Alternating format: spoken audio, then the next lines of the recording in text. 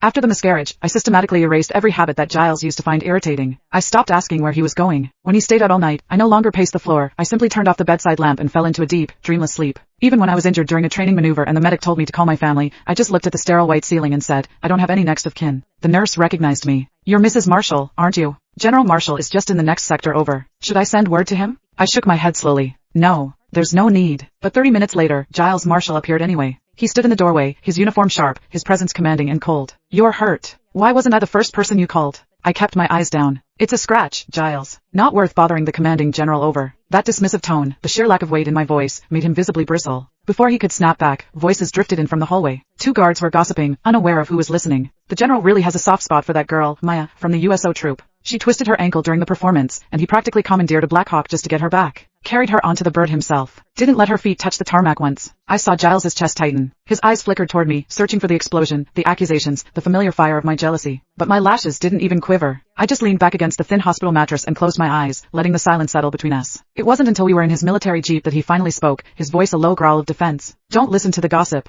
It was professional. Maya was invited here to perform for the troops. She got hurt on my watch. It was my responsibility to handle it. Okay, I said softly. I didn't add anything else. Giles's temper flared suddenly. You don't believe me? Is this still about that? God, Cassie. I've come back to you. I'm here. What more do you want? I stared out the window at the passing barracks, my profile a blank slate. I believe you, I said. I just didn't think I was an emergency. I didn't want to interrupt your work. Let's just go back to the quarters. The same scripted response. Autopilot. Giles slammed his fist against the steering wheel. The horn blared, a sharp, ugly sound that cut through the winter air, startling a group of performers who were just finishing their set across the road. One girl looked up. As the moonlight hit her face, the air inside the jeep turned to ice. Maya, what is she still doing out here? Giles muttered. He glanced at me instinctively. In the past, every time I saw her, I'd lose my mind. I'd scream, I'd cry, I'd demand to know why she was wearing a coat that looked like mine. But now, I just gave her a fleeting glance and looked away. Nothing. Giles gripped the wheel, but his eyes were glued to the rearview mirror. It was a brutal December night. The girl was shivering in a thin stage costume, her arms wrapped tight around herself, her nose red from the cold. His hand was already on the door handle. The concern was practically leaking out of him. I understood the script perfectly. I opened my door and stepped out, giving him the exit he was dying for. If you need to do a final sweep of the camp, I can walk back. It's not far. I didn't wait for an answer. I turned toward the intersection. Giles jumped out and caught my wrist. It's over between us, Cassie. I didn't know she was here. Why won't you trust me? I nodded. I do trust you, Giles. She's a young girl in a tough spot. Even if it's over, it's normal to care. I get it. He stared at my face. There was no bitterness there. No hidden edge. That was what terrified him. I used to have an insatiable hunger for his attention. If I found a single long hair on his uniform, I'd interrogate him until dawn. Now, I was exactly what he'd always begged me to be, reasonable, quiet, undemanding, but it felt like he was breathing through wet cotton. I pulled my hand back and walked away.